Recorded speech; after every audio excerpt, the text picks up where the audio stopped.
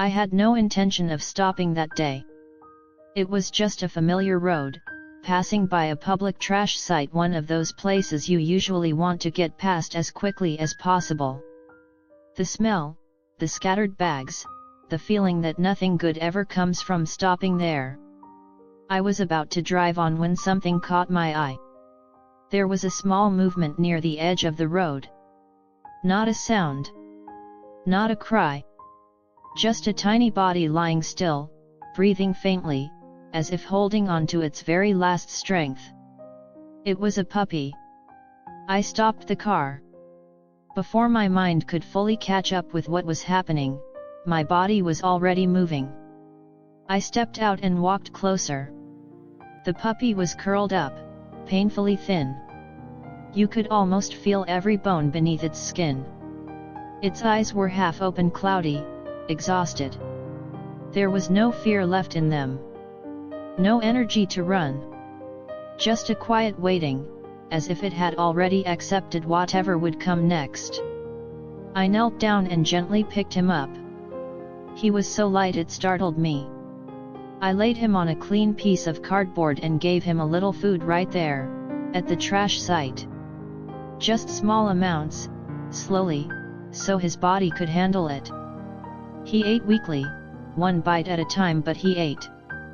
And in that moment, I knew I had arrived just in time. When I was sure he could survive the ride, I placed him in the car. The entire drive home, I kept glancing at the seat beside me, watching his chest rise and fall. Every breath felt like a relief. Before going home, I stopped at a supermarket. It wasn't planned. Nothing about that day was planned anymore. I bought puppy food, a soft towel, a few basic supplies. Nothing fancy, just what he needed to feel safe. At home, the first thing I did was bathe him. The dirt, the grime, the smell of the street slowly washed away, revealing a tiny, fragile puppy underneath. I dried him carefully, wrapped him in a towel, and kept him warm. He didn't struggle. He didn't resist. He simply lay there, trusting me completely, as if he had already decided that these hands were safe. I fed him again, then let him rest. Only after that did I take him to the veterinarian. On the way, my emotions were tangled: fear, hope, worry. I prepared myself for bad news, but quietly prayed that things wouldn't be too serious. The vet examined him carefully. After a thorough check, the diagnosis came: severe malnutrition, but no serious illness.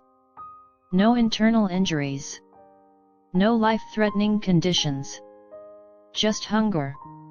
Deep, prolonged hunger. And the absence of care. I felt an overwhelming sense of relief. I took him home with a lighter heart and a clear decision. From that moment on, he would be safe. In the days that followed, my home changed in subtle ways. I fed him properly, on schedule. I bought him a small outfit to keep him warm. His body was too thin to handle the cold. Every time I dressed him, I couldn't help but smile. It was hard to believe that this little puppy had once been lying alone beside a pile of trash. I already had another puppy at home, a small black dog. At first, I worried about how they would get along. But my fears faded quickly.